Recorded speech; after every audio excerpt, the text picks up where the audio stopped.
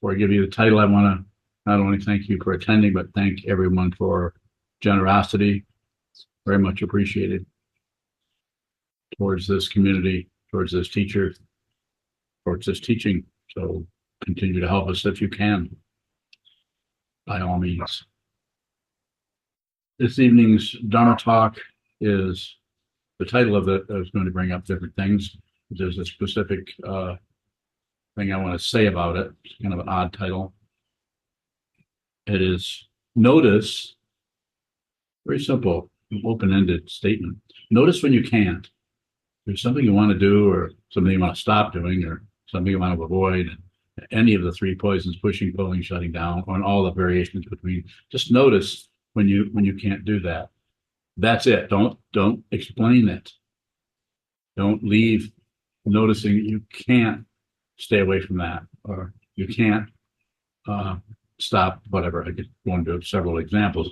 Have a disagreement with your partner, or that you can't stop eating ice cream. That you can't do this. You can't stop doing that, or you can't get to the meditation cushion. So there are ways of working with that, but be very aware of when you come up against that. I just can't do it. I can't, especially if you say that to yourself, and especially also if you say it to someone else or in any kind of interaction. Be very aware of that, and in that way, there's a possibility that you can be aware of what was showing up in the awareness just before that conclusion, which is a conclusion. I can't do that. That way you can. There's a possibility of being aware of what is showing up just prior to the shutting down, the conclusion, the deliberate. It's passion, aggression, and ignorance all at once. It's the ignorance of what's happening because you shut down, and it's the passion because you shut down, and it's the aggression because you shut down. You can't do that. I can't do that. It might not be you being aggressive. It might be just aggression showing up and just almost like a resignation into anger. I just can't do that, or irritation. Sitting practice of meditation will help you. It won't do it for you, but it will help you see what that shutting down is. This takes a while. As I say to you and to many people, I say it is about being aware of what's happening, not controlling it. We really don't have the control that we think we do or that people are always talking about. You just have to control yourself. No, you don't. Don't go that direction trying to control yourself. Please don't do that. Notice the way you can't do that. And then if there's any possibility of you actually having a little bit of a say-so about moving this way over to that way, then you do it with not only a sense of respect for the confusion that might be around you, but also with a sense of balance and with a sense of appreciation for just being a living being. You may not be able to get to this. This is a powerful realm to be born into. You've been born in many, many realms. I cannot prove it, and I don't need to prove it because I'm looking at it. All the things that have ever happened to you are showing up right now, just behind your eyes.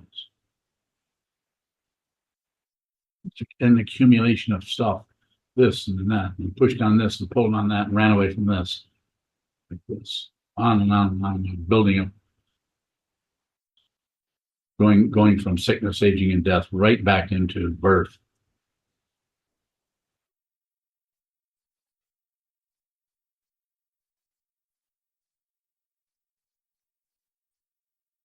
So again, it's about the awareness of what is happening in the mind stream, not the manipulation, control, getting control. We'll even lecture our children, get control of yourself or each other. We're going to have to control yourself. Relatively, of course, that makes sense. We should control ourselves if we're crashing around or having a hard time or giving others a hard time. Control yourself, Jim. The problem with that is that what is occurring is already dependent negligence. It's already underway. It's like saying, stop the landslide. It's halfway down, but just get under it and stop it. This is what it's like to work with relative truth from the point of view of past and future, from the point of view of a person trying to get control of any damn thing. You won't be able to get control of it You can spend the rest of your life trying to stop this feeling or that feeling or this. But if you're on this path, which if you're listening to me, or at least have begun this, then there's a possibility you can do what? You can see what this is deeply so that you would not be so busy wasting your time trying to control everything. And you would be busy spending your time endeavoring to see the truth yourself, see this yourself. What is this? How do you do that? You sit still, and you've heard me say many times if you've been listening, sit down and watch what happens in the mind stream without accepting, rejecting, and shutting it down. Don't do anything with it. Just receive, just practice sharpening the blade of awareness. Don't use it for anything unless you have to. One of the difficult things with just being aware is the feeling of being kind of helpless. The longer you sit here, the more the ego chatters, but you're going to have to do something. You can't just sit there. How many times have you said that to yourself or even heard someone say it to you? You need to do something. No, you don't. You don't need to do anything unless you have to. And then if you have to, if you're a meditator, then there's a possibility that you might begin to act out of your awareness rather than out of your positionality on right and wrong, up and down, back and forth, hope and fear.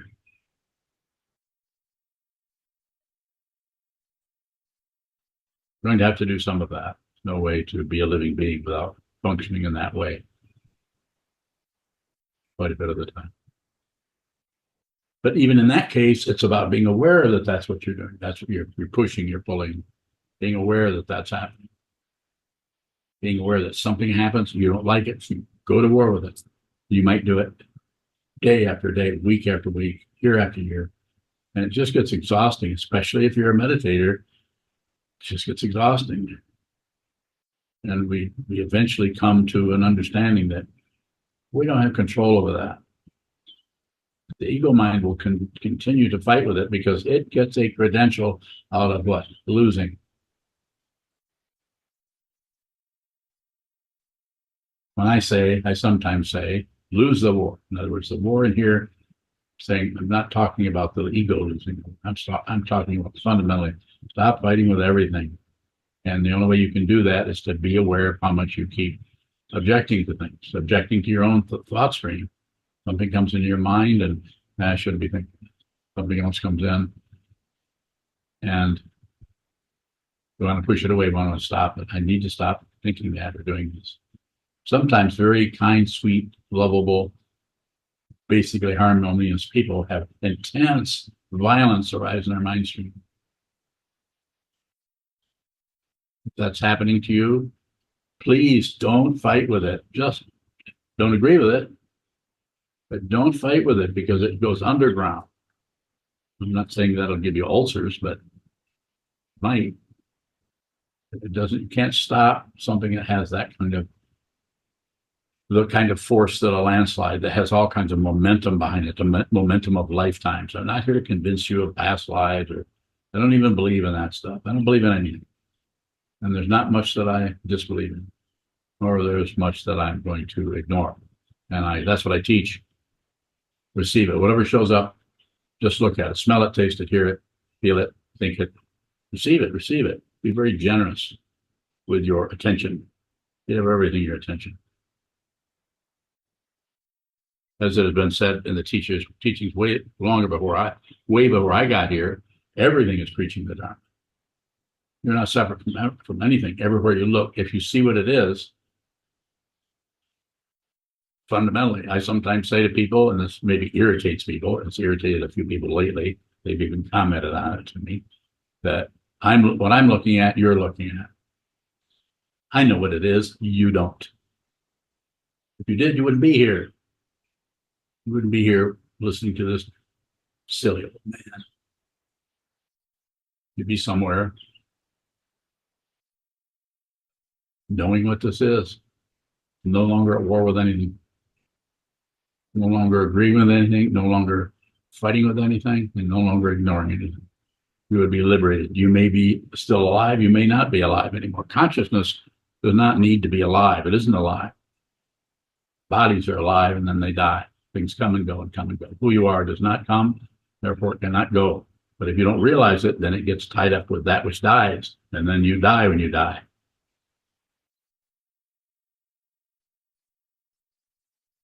A lot of room for questions there. Please don't hesitate.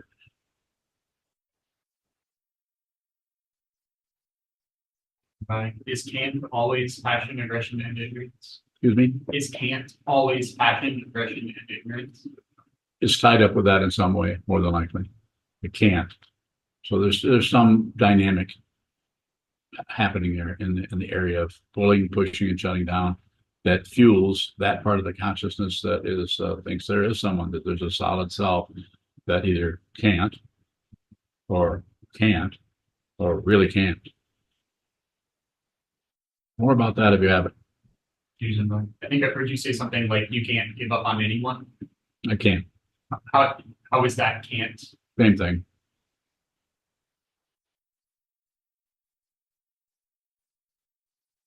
Surprising.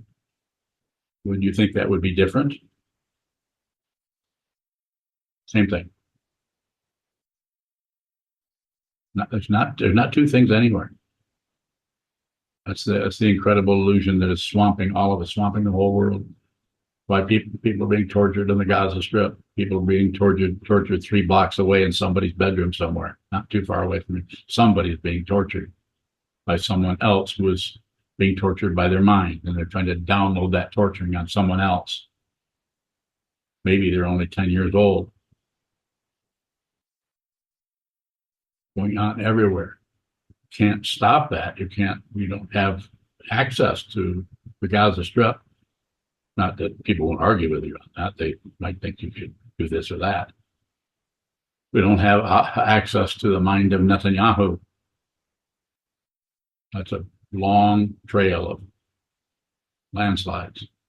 And we don't have access to the person, not this direction, but that direction, 3 doors down or 3 miles down the road or over in Detroit. And just any direction, pick a direction. There's suffering going on there. And there are other people inflicting suffering on other people in order to get rid of the suffering they think that person is causing. Polarity, looking for right and wrong.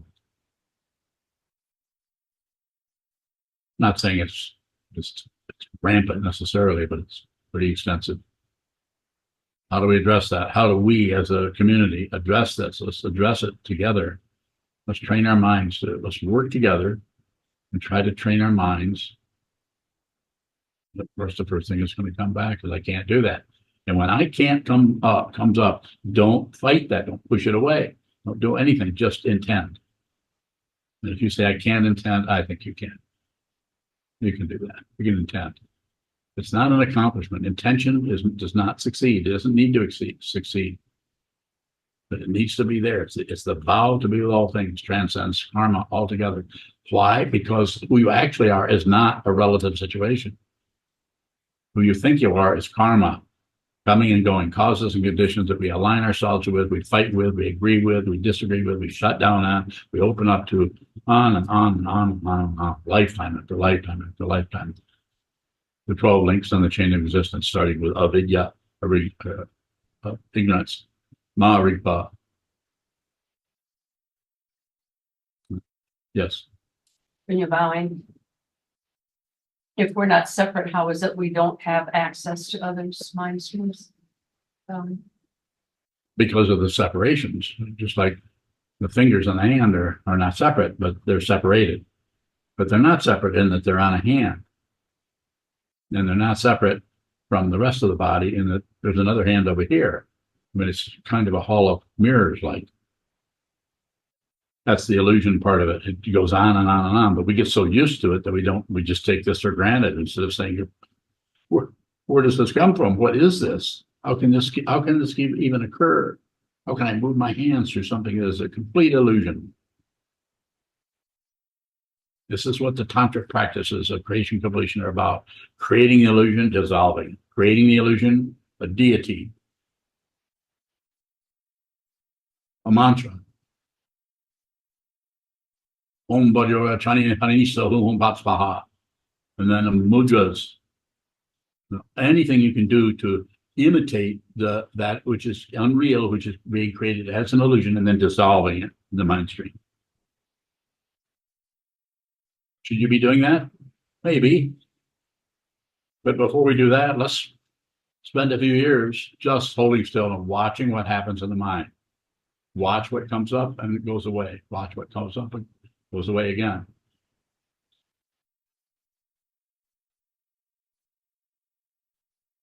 When you're bowing, so are you saying that if we have an intention for, I use the word peace, that does not influence someone like Netanyahu bowing? I'm not sure I'm following what I can tell there's a question, but I'm not sure how the inquiry is showing up. When you're bowing, does our intention, our individual, apparent individual intention affect others bowing? Let's put it this way, it affects, but there are no others. That's the illusion. Netanyahu is an illusion. You're an illusion. We're all illusions, but we're in a situation where this is very, very convincing.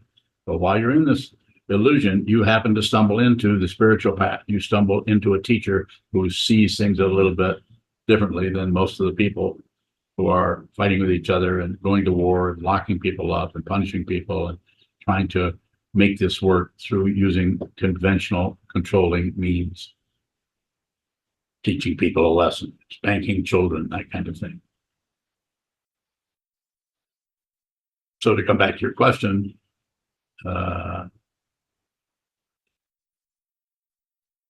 in the way you think, and that if you have a good intention or a powerful intention to see the truth, and you have an intention to be with all things, you have the intention to save all beings. Yes, that does have an effect, but not in the relative sense that somehow echo is going across and coming into Netanyahu's mind and he's being affected. I wouldn't rule that out, but I'm certainly not saying that that's what's happening. It's more than that. It's not just a simple cause and effect. It is beyond cause and effect. Cause and effect is just more karma, more landslides. When you're bowing, I think you say, and I've heard Suzuki Roshi also say, when he looks out and sees people, everyone's a Buddha until they open their mouths. Yes. Is that because we don't recognize that we're a Buddha? Yes. If I meet someone, which I have not yet, not lately anyway. I've only met 2 Buddhas, maybe 3 face to face. And I didn't recognize it at the time, but in retrospect, I realize now who I was looking at. At the time, I didn't know for sure. But I'm looking at you, I'm looking at everyone in this room, and I don't see anything but the Buddha everywhere. Everyone I meet is a Buddha. But you don't know that. So therefore you act to oppose your very Buddha nature, you fight with it. You don't realize it. Does it look like I'm realizing my Buddha nature? Well, what the hell are you doing in here anyway? Why would you come in and listen to a person talk? Yes. In your mind, is it necessary for others to recognize a Buddha bowing? You mean to think I'm the Buddha? Or you said you've met 3 Buddhas that I've you know met of? 3. I'm pretty sure that 3 people I met that I don't have access to today because they're all deceased. But I think they were living Buddhas. Is the Dalai Lama a living Buddha? I have met him. I would have to say yes. I left him up. He wouldn't mind though. The Buddha never minds.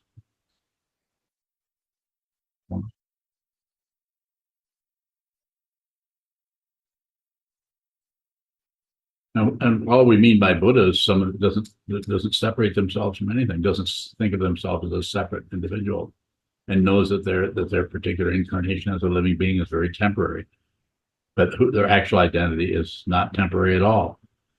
If you were to use a word, it would be eternal, but even that doesn't apply because it still looks like time really stretched out or something, and actually it's beyond time. Questions are good if you have them, please. Don't hesitate to challenge me if you feel like you have the understanding to do that. When I say challenge, I'm not saying attack me particularly, but I'm saying if you think you have some insight into what I've been saying or what you understand, and you would like to interact in that way, then I welcome that. Yes, When you're bowing, what is necessary to say yes to the teacher bowing? that's it. So just say yes. And what if you can't? Then intend. It's difficult. You know as much as anyone how hard this is. Maybe more than most of the people in this room. Jishin, Jishin bowing. What is affected by our intentions? Bowing. it doesn't matter. It's not a relative situation, even though the intention maybe have a relative tone or quality or even story. I vow to be with all things. What's that mean? That means that whatever happens, I'm with it. I'm there. I don't agree with it. I'm with it. I don't have to agree with this kotsu to be right here in front of it. If you come to me with negativity, I'm with that. If you've ever sat in front of me for any length of time, you probably are not going to find a particularly disagreeable person. Unless you do, you could. Unlikely. No matter what you present. So it doesn't mean, Jishin, doesn't mean that might show up as having a relative, some kind of relative, the conventional word, of course, would be results. That could happen also. Very possible. I intend to see that there's a community mindfulness center next door over here. And at one point, I intended for there to be a monastery here, way before there was one. Here it is. So that doesn't mean that my intention was somehow I did this all myself and I created it. No, I did it with people, with other people, do it as a community, as a sangha.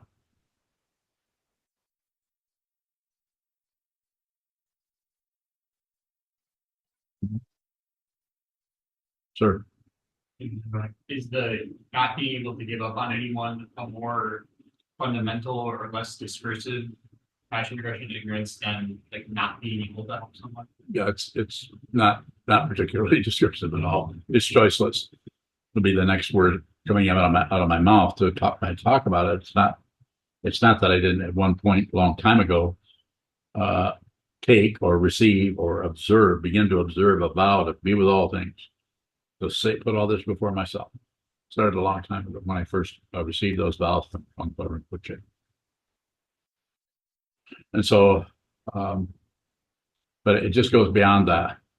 It becomes just choiceless. It's not even something you're doing anymore. The intention just takes over, and the intention, it just comes up in front of everything. You can tell, because you can tell the difference between what you would like as an individual person, this guy here who was born 83 years ago, and the person who is functioning as a Dharma teacher sitting on this seat wearing the robes of the Buddha.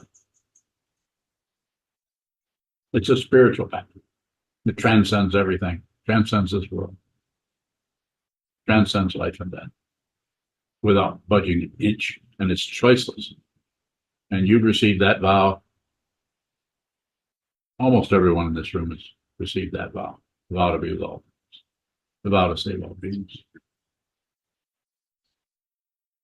Not something you do, but it's something you start out doing. You have some kind of inspiration to do that. You feel it, you smell it, taste it, touch it, hear it, you think it, and then you begin to do it, and then you realize it's quite a bit different than what you thought. Maybe a lot more difficult than what you thought.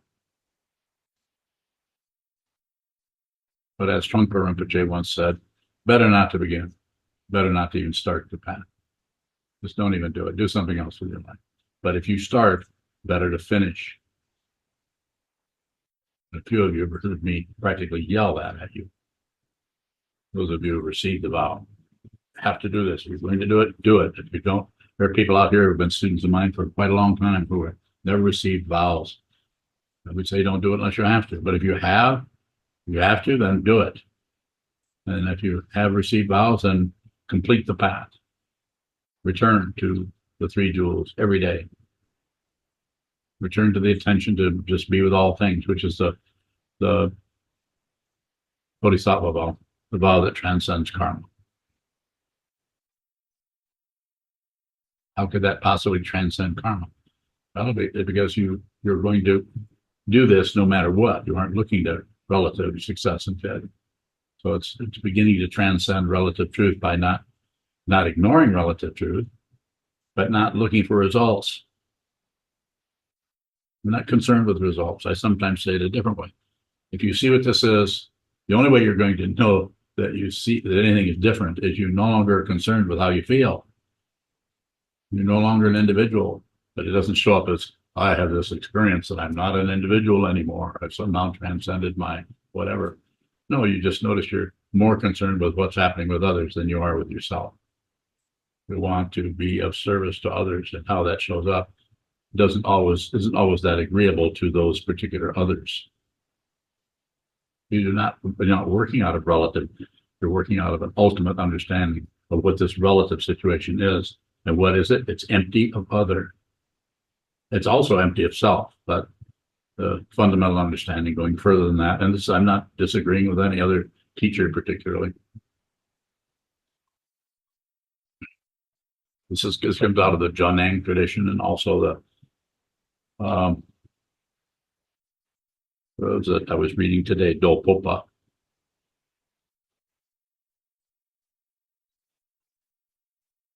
Further questions? Can we tell if Kant is choiceless? Can you what? Can we tell if Kant is choiceless? If chance? Kant? Oh, can't?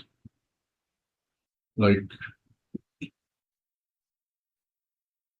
it's going to feel pretty, if you can't do it, it's going to feel kind of choiceless. Like, I can't do that. Won't it? Is that what you're getting at?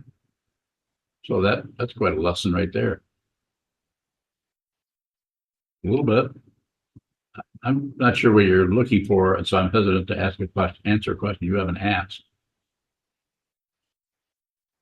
I think you described that not being able to give up on anyone as choiceless. It is. So I'm looking at the contrast with if it looks like I can't do something relatively, if No, that's a choice. To me, it's choices. You is, oh, wait a minute. I was wrong. It's also choices. But it's not choiceless in the same way. The two kinds of choicelessness are the one where there's no one there, so there's no one to make a choice, and there's no polarity between two different things. So therefore, you just do whatever. If the wind is blowing this way, you fall over. If the wind is blowing that way, you fall over. But if the other kind of choice is the wind is blowing this way and you fight against it because you can't go with the wind, that's called, how's that spelled? Eljo, ego.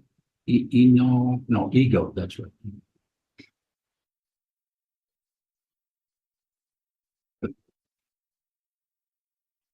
I need an attorney later. You follow me a little bit? If you're going in against something, this doesn't mean that there's some kind of terrible evil thing happening and it's just easier to just go with it. I don't mean that. I mean, you may go totally against that because the wind of choicelessness is blowing in another direction.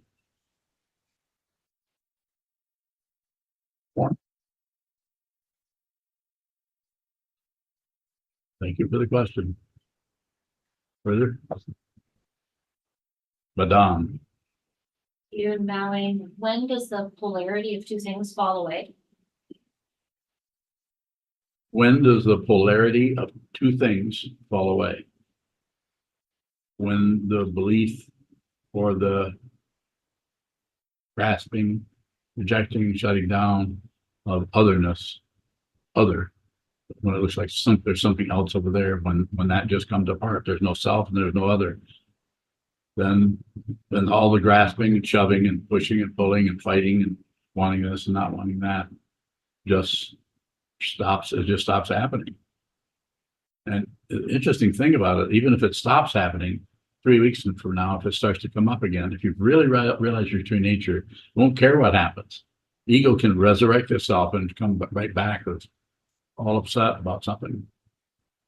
My ego's on the leash all the time. You, a few of you have seen it.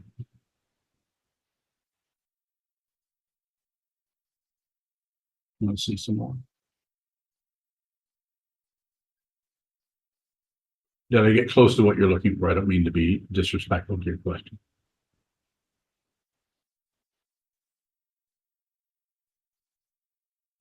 Bowing, when at some point does the relative world stop being two things? Yes, it stops being over there. It's always just you're just looking at your mind stream all the time. Whether you're looking this way, it's the mind stream. If you're looking this way out here is interesting because not much is happening in this direction. Unless it's happening out here. And then not two. There's not two. The two-ness, the duality, you heard of that teaching, Advaita, non-dual. You can any two things, inside, outside, existence, non-existence, life and death, enlightened beings and deluded beings, any polarity you can find. This is the true spiritual path, as I understand it, and was taught this. They're not separate from each other. Pretty mind-blowing to use the conventional expression because you can't find a reference point anywhere. And at first, if there's ego, there's still some kind of self-centeredness that's grasping, rejecting, shutting down based on hope and fear. There's going to be some intense paranoia. And you or I or any of us may look to blame somebody for what's happening. But there are no blames. All dharmas, as it says in the teachings, are without blame. There's no first cause for anything. Beyond knowing. The more we include, or the more that is included,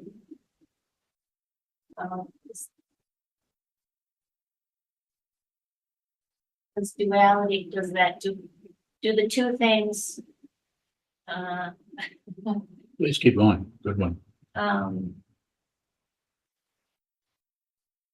Does the two-ness, that duality, fall apart as you include, as there's more and more inclusion as we include? So the teaching of include or inclusion is a practice. That's the ground path of fruition. The ground is pain, suffering, disappointment, dissatisfaction, horrible feelings, all the crazy stuff that happens. And the path is train your mind to see what is happening. What is that? This is what the Buddha started, and other traditions before Buddhism. Hinduism started working with this also. And other traditions that I might not even know about, probably don't know about. So the idea is to practice, sit still, and just include what happens in the mind so that when you get off the cushion and go to the grocery store, interact with your family or whatever, that you can begin to include and be respectful to the confusion, because quite often what comes to us in our everyday life, all of the world is intense warfare, conclusion, and confusion. And it's difficult to be seduced into fighting with that and trying to stop it. And you see a bunch of confusion or people doing things incorrectly or harmfully, you want to stop them. So this is where the warfare comes from. The whole countries being led by crazy people. When I say crazy, I'm just saying they're in the society and the culture, they're fairly sane, some of them. But the fundamental understanding has not been seen. So that's why the spiritual path is very, very rare. What you're studying here is unusual, as I'm sure you know. So to go a little further with that, the practice is to include until you see there isn't anything to include. Because the path of including is taking the negativity, everything, and it's kind of like saying being okay with it. So you're not going to fight with it. It feels kind of simple-minded at first because you really don't like him or her, but you're not going to fight with them. And you might even say, how's it going? And how are things going for you today? Even though you're really rather not be there talking to them because they're kind of irritating. They're all wound up in themselves, self-centered or whatever. but you're going to do it anyway because that's your path. You're just going to be with all things, starting with difficult people. And then as you go along, you begin to realize that you can do this, that you can actually be with others. And then you find that people might give you some feedback that they feel supported by being around you. You're a psychiatric nurse. You wouldn't be in that profession if your intention wasn't to really help others besides making a living. And I'm sure don't you have patients, patients that are very appreciative of you and your style and the way you work with them? Sometimes, well, probably most of the time. Not saying people don't take exceptions. The spiritual path is just a deeper version of the same thing, except and including you just go and you just include everything, not only what happens out here, but what happens in your mind and in the minds of those you're close to. No more war. This doesn't mean you agree. You might not agree at all, but you might be more accommodating for them because you understand that the confusion they're going through is because they're suffering so much. You begin to get some insight into your own suffering. Still a path quality. Ground is suffering, disappointment, delusion. And now you're actually working with that through your sitting practice, the meditation, your awareness practice, your study of the Buddha's Dharma, working with the teacher, working with the teaching, working with the community, working with your relationships, just working at endeavoring to receive that. And then if you want to call it a completion or fruition of that, is you eventually see the truth that there are no separate beings. So there's no one to receive. So therefore it's very easy. You could say it's choiceless. You just receive everybody because they're there, they're suffering, you receive them. And if they show up in such a way that you can help them a little bit, maybe you will help them. And maybe you will say, why don't you try this or try that? And you might do that. Just like people sit in front of me for meditation students, I try to help them as much as I can, just in a relative way, including, well, you know what I mean. I have students that are a long ways away from here. They called me and wanted me to come there. I'd do everything I could do to get to them. Not because I'm a saint, not because of anything, because I've been asked. So that doesn't mean that I'm somehow superior. And that also doesn't mean that if someone asks me, that the situation might show up that I can't do that. But I wouldn't make up my mind ahead of time that I'm never going to do this or that. So no standards are set up. We're getting closer to what you're looking for.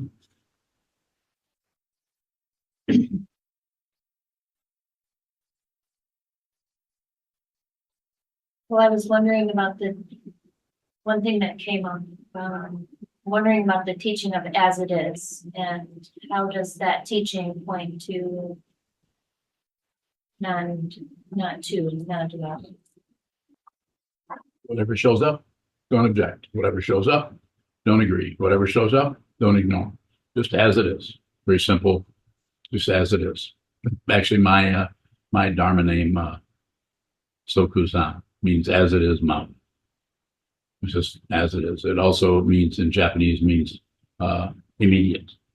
So in other words, just this. As it is, immediate. Immediate mountain. Suddenly, a bunch of dirt.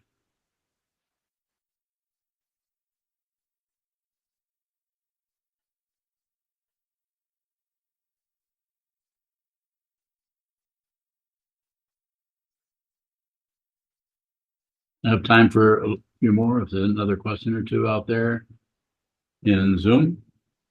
Anyone? Navid Bowing, Navid, what are you seeing that makes you confident about your Buddha nature, Bowing? I don't see anything. I mean, I see something, but what I see is an illusion. It's unreal. Every face I look into, I don't see. I see human beings, of course. And if I look in a mirror, I see someone else. But the confidence is unconditional. It doesn't come from right and wrong. It doesn't come from enlightened or deluded. It doesn't come from anything else other than I'm looking at what I'm talking about. So if you ask me questions, that's like you would just ask me the question, what gives you the confidence in your Buddha nature? So I don't even see Buddha nature. There's no conclusion. I haven't concluded that I'm the Buddha. I have not concluded anything. I would conclude somewhat that my teachers were living Buddhas. But even that, I don't know. Don't know it as a fact. It just, that's how it looked at the time. It was more of an illusion at the time. I wasn't sure who I was talking to then, but the way they worked with me in such a way that it helped me turn within rather than turn without. I tried to turn without, but it did not work with any of them. And I didn't interact with Dalai Lama enough to really be sure, but I did with the 16th Karmapa, who died in 1981. And also his living incarnation, the 17th Karmapa, I would say is also a living Buddha, though I've not met him.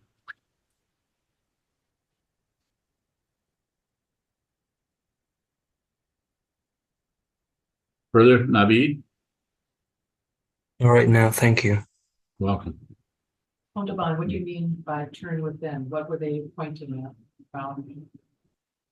Look here to find out what this is, rather than look out at results or other people or how you're treated or what people think of you, or if you think you're a good teacher or think you're doing pretty good. Don't get anything from anywhere.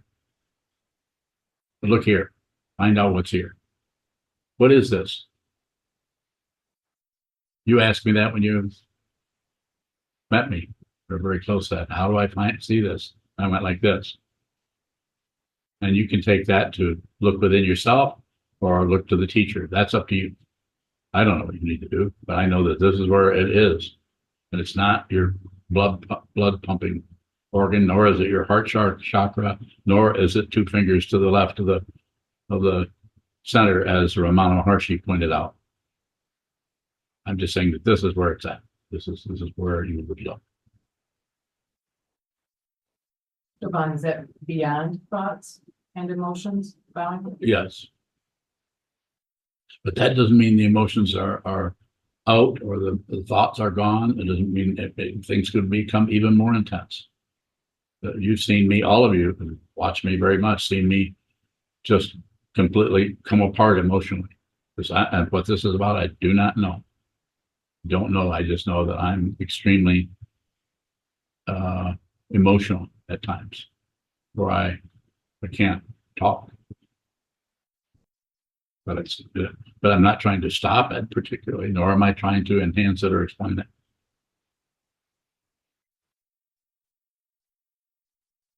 It has quite a bit to do with the location we're in. This started happening way before I became a Buddhist about this particular spot on the earth. Not some kind of magical, I think I'm in a really important mandala or something like that. No hocus pocus particularly.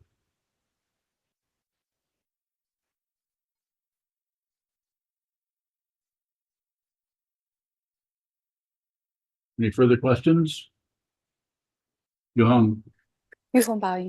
Back to Navi's question. So when you say the seeing, is that the seeing sort of understanding from your heart? You could say it's just that you just understand it. You're no longer caught up in right and wrong. You're no longer caught up in any polarity. Anytime you look at one polarity, you see the other. If you look at you're alive, you also see that you're dead. I don't know how else to say it. It sounds kind of silly to say that. I'm still here and I have hands. I can clap. What is this? Wooden man gets up. No, the wooden man begins to sing. The stone woman gets up dancing. This is a teaching of you're both alive, you can dance, and you're completely non-existent. You're made of stone. There's an astonishing teaching out of the Hokkyo Zanmai, or Song of the Jewel Mirror Samadhi, which you can read by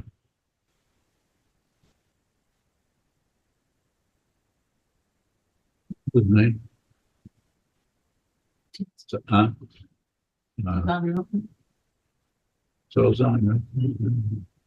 Somebody else, I think. Somebody will let me know here pretty soon. Yeah. A follow-up question. When you often say that you still have emotions, you feel sad and other emotions. So I'm wondering when you feel mad or sad. You said before you don't. There's no personhood. So Yeah. how yeah, just this is what you said. That's I try to remember from you. So Yeah. how do you feel like when you mad and then the next minute you felt different?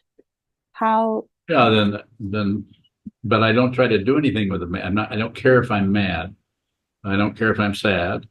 I don't care if I'm happy. I don't care. I don't have a position on it. There's just irritation or anger, or it's relative.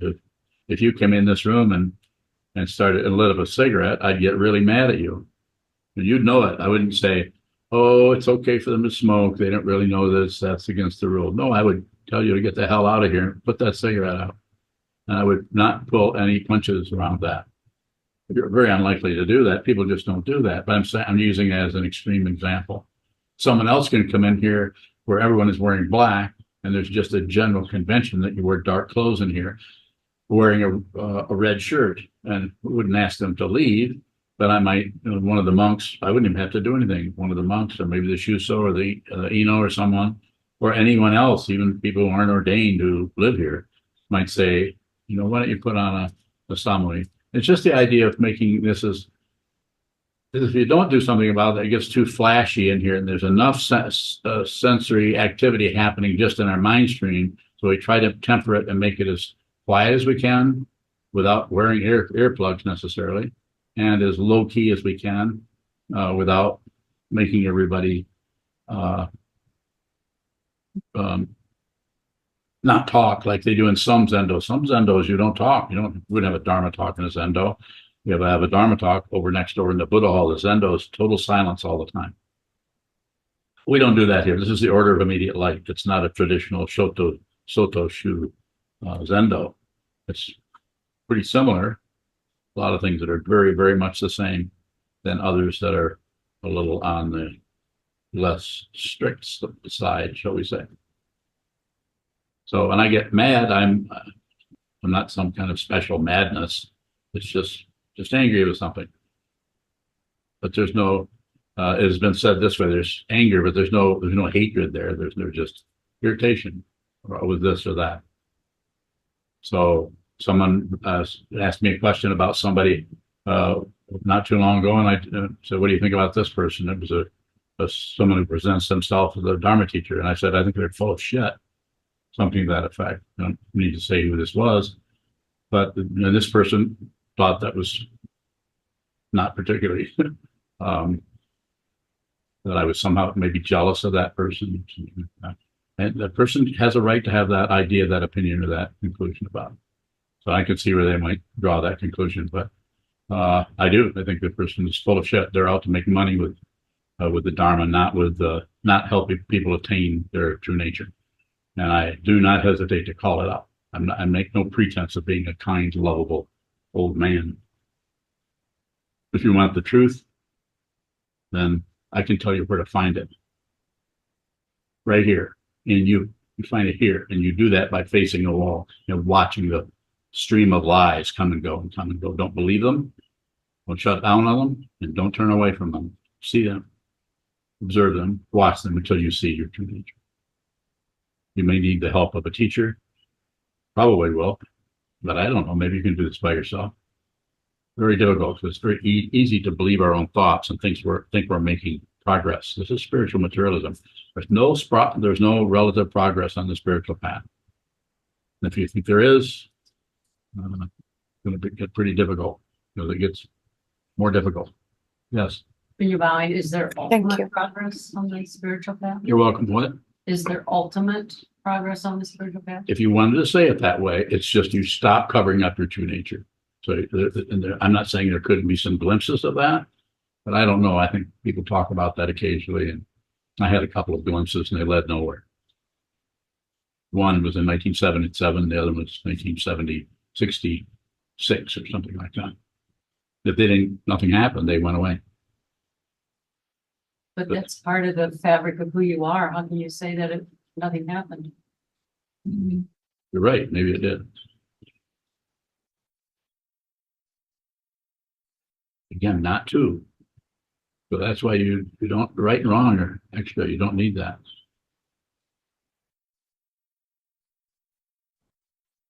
You're welcome. If you know what you're thanking me for, you're very welcome. Sir, Yeah, combined question from Martina on YouTube. Martine, If time is illusion and suffering is an illusion, then how to feel motivation to work on getting nowhere? I don't think it can be done without a teacher. The way you asked the question. Now, I'm not saying other people couldn't meditate without teachers or approach this in a different way. Go study shamanism or go study Theravada Buddhism or study under some other teacher. I mean, I'm not saying that that might not be workable to some extent.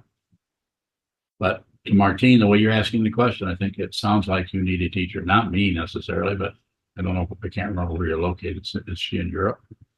You know, combined, he is in Latvia. He is in Latvia. Yes, Martine, yes. Possible to find a teacher in Latvia, probably. He has another question, how to stop laziness? Don't worry about it. It's the intention. It's a really good question though, but because you're talking to a really lazy person. I don't want to do anything. Just want to lay around and sleep, don't I? I want to lay around, watch movies. In other words, entertainment. But I'm very fussy. It's got to be at least a B movie. I won't watch it. And if it's a B movie, then it's got to be at least science fiction, because those are the only B movies that are any good. And I got a whole list of them, Martin. So, but it's a sincere question. I understand. I would just say, just do the best you can. Just try not to work with it by maintaining some kind of exertion. Stay with the intention to do it rather than maintaining some kind of state of non-laziness or some state of exertion. Just return to that. Return to if there's laziness about sitting, I know all about that. It's difficult, but you do it anyway. Return to it, return, and then get up for 10 minutes, go walk out in the kitchen, get a glass of water, turn right back around, come right back and sit right back down again. Don't ring the bell again. Make sure it's a continuation of the first bell. First bell is the intention. That's it. Come back if you've decided to set for 2 hours, 3 hours, 4 hours, and continue to return until that time is up, and then come back and ring twice. Then get up and go about your business and continue being lazy. Don't correct it. Might have to contemplate that a little while, because most of the world is trying to fix things, correct things, rather than be genuine, be who you are. Much better to be a lazy person. You meet other people, if you really understand what this is, and you understand what consciousness is, and you will understand it if you continue, it might take years. But then you can really help others who are lazy. Then you can really be genuine, as I feel like I'm being with you. Whether you receive it that way or not, that's on your end, so to speak. But I would say you don't have to maintain, you don't have to be a person who's not lazy. That conclusion of being lazy is pretty strong conclusion. And yes. About a question from Ath in the UK. Ath. Are you fearless? Would sitting for long hours render us fearless? Thank you kindly, Bob. So I would say this is the way I often describe it, that the fear doesn't go away, it doesn't have to. But the personhood, the ego who is afraid comes apart and is seen through as not being real. But fear might really start to come after you then, when the fear, the dependent origination of fear that is in your mind stream suddenly can't find somebody that it can scare, it might ramp up. Desperate for someone who feels that way. The illusion of a self is extremely powerful at that time. It's very necessary to have. The only thing that would help me was intense devotion to my teacher. Nothing else would work. And I wasn't even able to talk to him most of the time. He had too many students, and he was a tantric master, so he was somewhere else. I wasn't there, but my devotion to him didn't require his presence.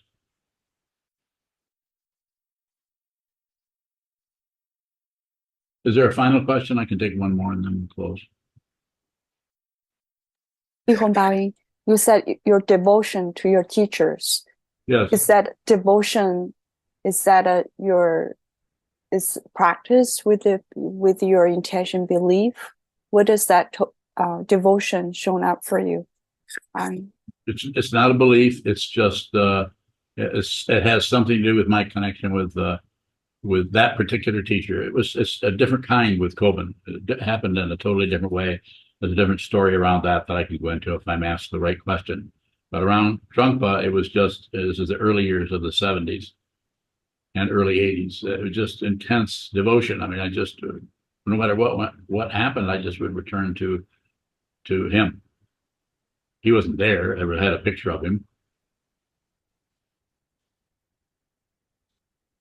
And I can't say too much more about it than that. I can't characterize it in such a way that it will be anything other than it's a form of a guru yoga or contemplating your relationship to the teacher. There are several forms of yoga but it wasn't just that. It's just the intention. Bring it to the teacher. Take it to the teacher. That's what I would do. Anything that went wrong, I took to the teacher in my mind stream. I don't teach that. I don't say that I'm your guru. I don't use that title for myself. That would be up to you. Yeah, you said even with just a picture of your teacher. Yes.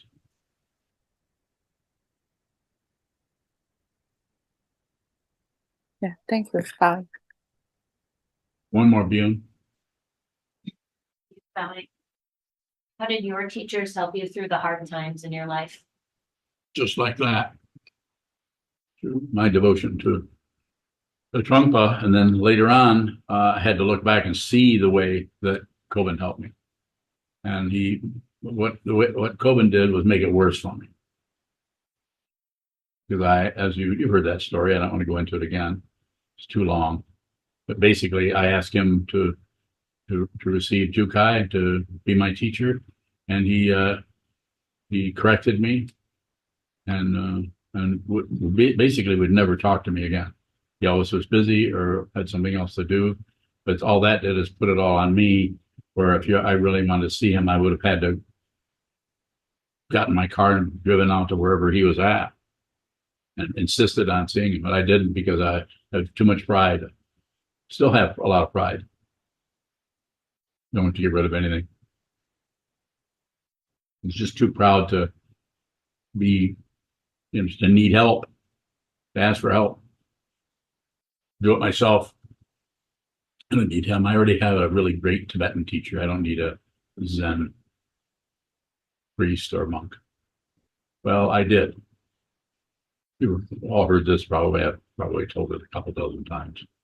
It's just the truth.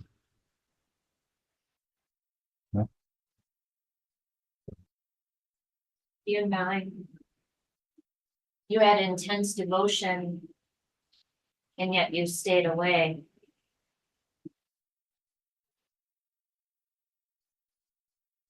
That was with Trungpa. I was staying away from Trungpa because of fear. Anytime I got around him, it was I would just get paranoid because I felt like I was so full of myself. I was such a terrible person that I didn't really deserve to even be there. And if I was there, that if I got too close to him, he would just reject me. I wouldn't be able to do this, what I do today, if I hadn't had a couple of really powerful teachers who could see my neurosis and knew how to work with me in such a way that I could begin to turn into a person who helps others rather than a person who's completely self-centered all the time.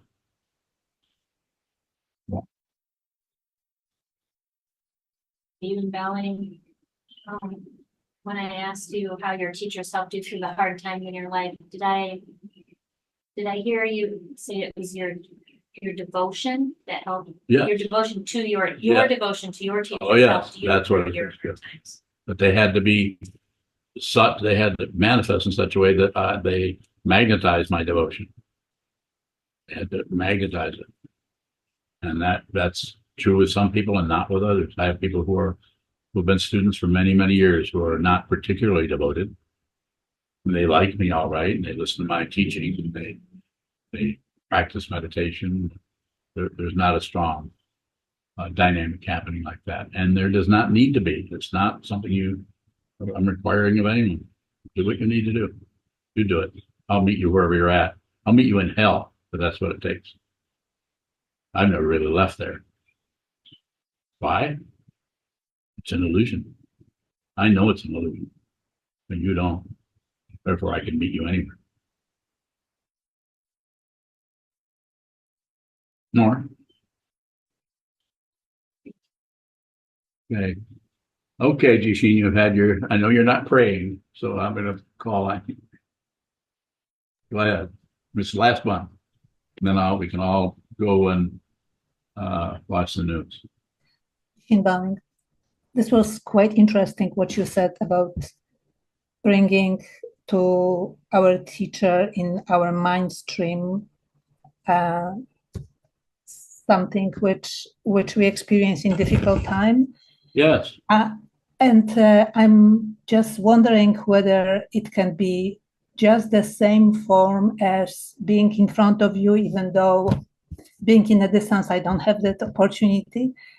Would it have the form like certain offering and exchange with you in my mind? Yes, there's several forms. I don't teach a standard situation. I'm just saying offer incense, prostrate or bow or something. You can make some kind of a gesture towards the teacher, towards the Buddha, the Dharma, and the Sangha. I'll leave that up to you. I don't want to get too complicated. Our culture is is such that Buddhism has not been in this country for hundreds of years, let alone thousands. Been here for a couple hundred years, 130 or something like that, officially. So I'm saying it's up to you how you want to do that. There's a one that some people do. It's called Sevenfold Mahayana Puja, which has to do with offering incense, offering candle, offering water, offering tea, offering flowers, making a lot of giving. It's just a gesture of giving, offering prostration. I don't teach that. I don't recommend. I mean, I say don't recommend it. I don't require it. But if you want to do that, you can read about it somewhere, or you can ask about it. I don't want to go into it now, but so it's just a form. And so you might not. I would leave it up to you. Maybe I have people come in the Hojo who never bow or prostrate or do anything, but I still talk to them. It's up to you to do that. It's your practice, not mine.